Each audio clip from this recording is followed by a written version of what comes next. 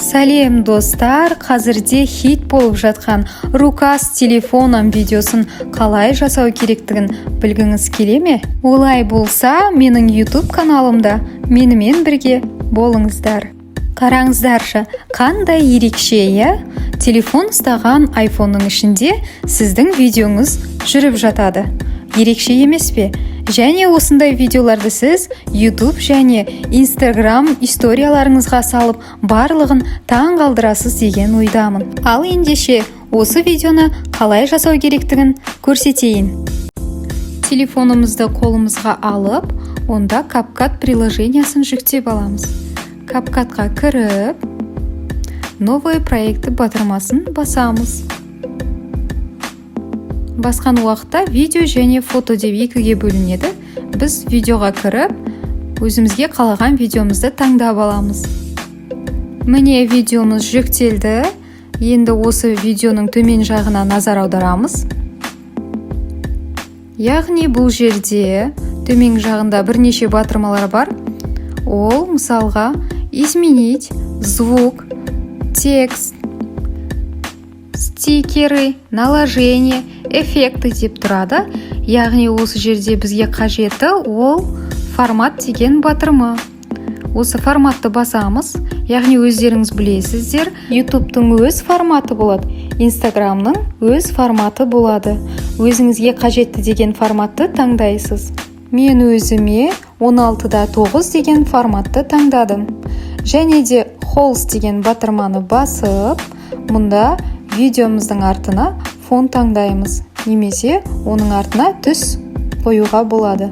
Мұнда өзіңіздің қалауыңыз бойынша бірнеше түстер берілген. Қанекей, ендеше артына түстерді осылай қойып, көріп шығайық. Осындай сары, розовый, фиолетовый түстердің ішінен мен өзіме қалаған түсімді қояйын. Міне маған осы түс ұнады және осы түсте қалдыратын болып шештім. Әрі қарай бізге осындай фон керек. Яғни ол рукас телефоном фоны. Біз оны қайдан аламыз?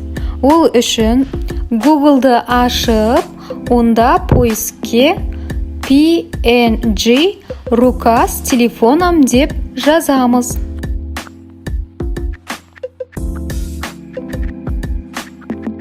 Міне жазған уақытта бізге бірнеше телефон ұстаған фондарды көрсетеді. Яғни бұл жерде артқы жағыда телефонның іші де осындай сұр ақ фон болуы қажет. Скачать изображение деп сақтап аламыз. Сақталған суретіміз фото альбомда тұрады. Мінекей кірген кезде ол осында жүктелді. Рукас телефоном фонын алып, енді біз CapCut приложениясына кіріп, дайындаған видеороликтің үстіне орналастырамыз. Ол үшін біз наложение деген батырманы басамыз. Добавить наложение батырмасын басып, фото бөлігін таңдап, сонда өтеміз. Осы жерден біз жүктеп алған рукас телефоном фонын таңдаймыз. Яғни ол осылай түседі. Оны алып, қалаған жерімізге орналастырамыз. Енді осы телефонның ішіне видеомызды өлшеп қоюымыз қажет. Ары-бері жылжыту арқылы сіз телефонның ішіне орналастыруыңыз керек. Яғни ол тым сыртқа шығып кетпеуін және ішке қарай жылжып кетпеуі керек. Міне нәтижесінде осындай болып шығады. Ендеше видеомызды қарап шығайық.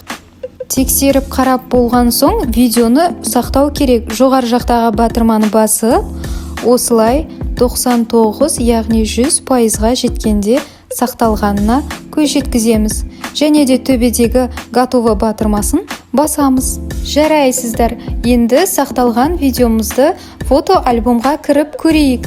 Мінекей видеомыз дайын.